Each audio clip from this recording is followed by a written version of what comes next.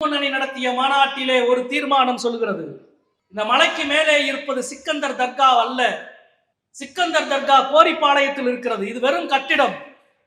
இது சிக்கந்தர் தர்கா அல்ல என்று இந்து முன்னணியினுடைய மாநாட்டிலே போடப்பட்ட அதிகாரப்பூர்வமான தீர்மானம்.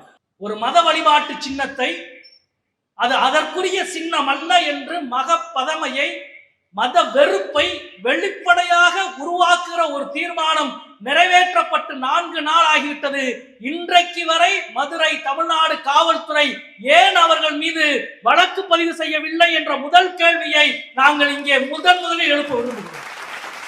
இத்தனை 400 ஆண்டு 500 ஆண்டு இருக்கிற ஒரு தர்காவை இது சிக்கந்தர் தர்காவே இல்லை என்று ஒரு தீர்மானத்தை போட்ட பிறகு வெளிப்படையாக இஸ்லாமிய மக்களினுடைய வழிபாட்டு உரிமையின் மீது நேரடியாக மறுக்கிற பகைமையையும் வெறுப்பையும் மோதலை உருவாக்குற ஒரு தீர்மானம் போடப்பட்டு 4 நாட்களுக்கு பிறகும் தமிழ்நாடு காவல்துறை ஏன் கண்ணை மூடிக்கொண்டிருக்கிறது?